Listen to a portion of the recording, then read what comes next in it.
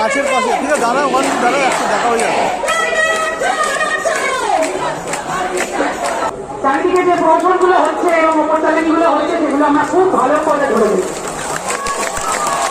সুতরাং আপনাদেরকে এখানে ডেকে আনা, মানে শেষ অবধি এই ডেকে আনাটা শুধু আমি আপনাকে ডাকছি হয়নি, আপনি হয়তো আমাকে ডেকেছেন।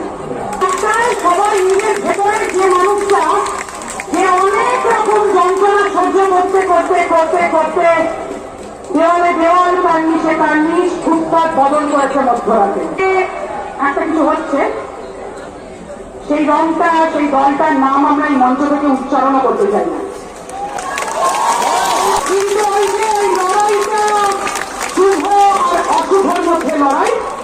আমাদের মধ্যে যারা শুভ বুদ্ধি সম্পন্ন মানুষ আজকে আমরা রাজপথে, তাই খুব ভালো করে অশুভ গুলোকে বুঝতে শিখে গেছি, চিনতে শিখে গেছি।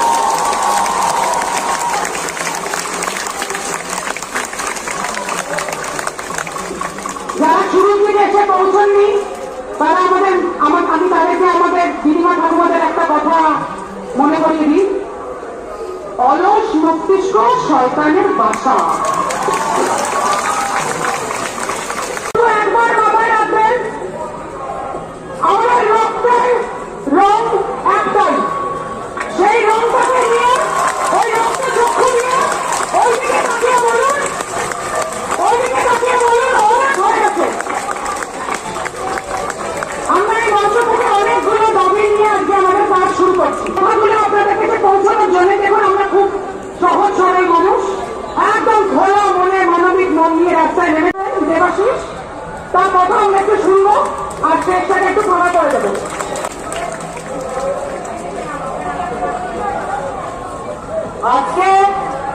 আজকে যে বিশাল নাগরিক মিছিল, আজকে আমরা আন্দোলনকারী ডাক্তারদের পক্ষ থেকে এই নাগরিক মিছিলে যোগদান করেছি এবং আমরা গত কয়েকদিন ধরে এত হতাশ হচ্ছিলাম যে আমাদের যে ন্যায় বিচারের দাবি, সেই দাবিকে কাজে লাগিয়ে কেবল শাসক এবং বিরোধীদের